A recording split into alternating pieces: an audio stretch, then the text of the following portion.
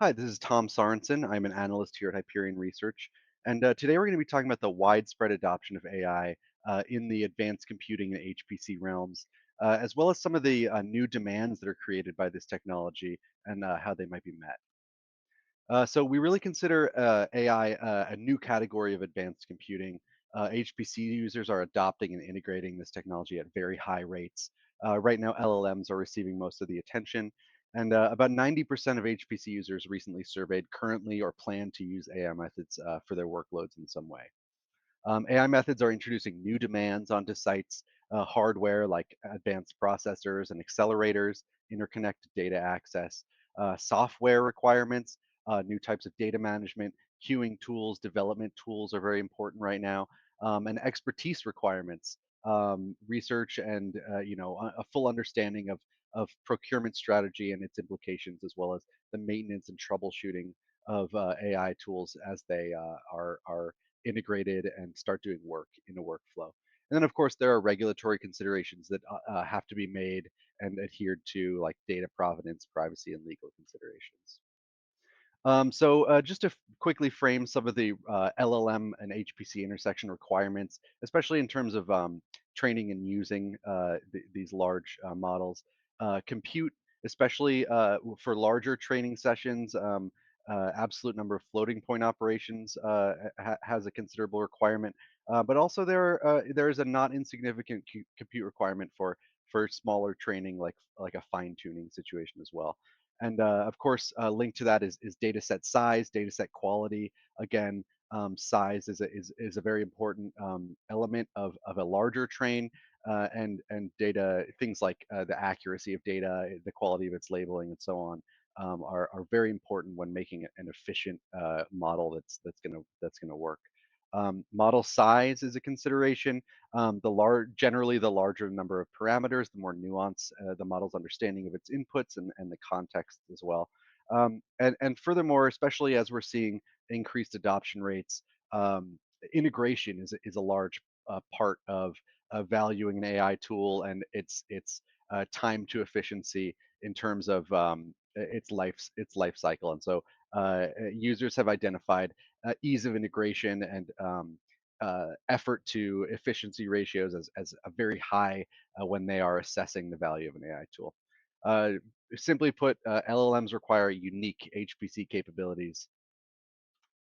To contextualize a little bit of the demands of training and LLMs, here's the flop consumption throughout time here, but pre 2010 here in the yellow, and post 2010 in the blue. Pre 2010 flop requirements doubling every 21.3 months, and now the same doubling is every 5.6 months. This really highlights kind of the need for innovation to meet these kind of requirements in all of those areas, like hardware, especially, but also software and some of the ancillary technology and support structures as this continues to grow. We recently did a study surveying HPC users leveraging LLMs. They are considered to be an important productivity enhancer for both current and planned HPC activities, especially in areas like workload management, data analysis, but not necessarily as a computational accelerator in itself. These respondents were exploring a broad set of end uses and model types as well. But this adoption might be limited due to the high cost of hardware, uh, such as GPUs and other accelerators, and workload specific AI centered accelerator types. Um, Open source is currently the most preferred option for accessing LLM software.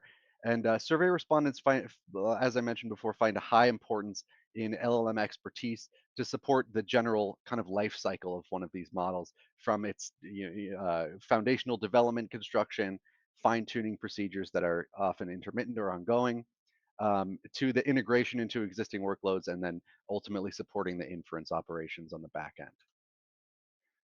Here is a quick little snapshot of some of our forecast here.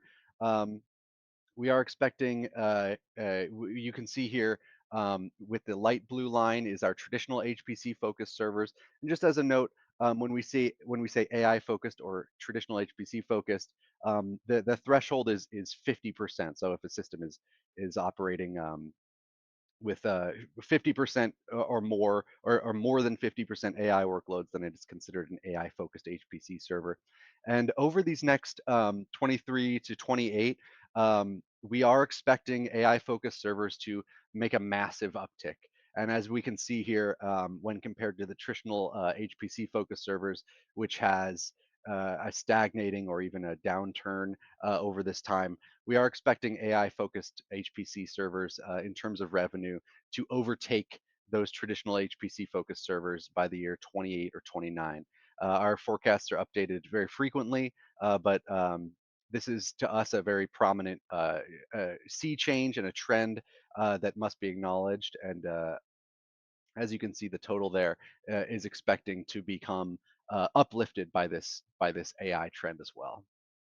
So, just to include some of this, there's a recent LLM analysis by Recon, which basically compared the efficacy of the Fugaku machine, which is a CPU traditional HPC architecture, to the OpenAI system, the collaboration between Microsoft and OpenAI, which is a AI training focused, AI focused GPU architecture.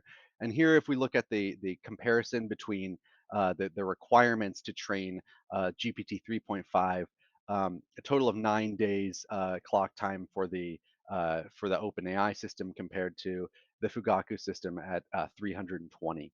So this really serves to highlight the unique hardware and architectural needs presented by something like training these models, and the close alignment that a workload type and the system that will ultimately run it really have.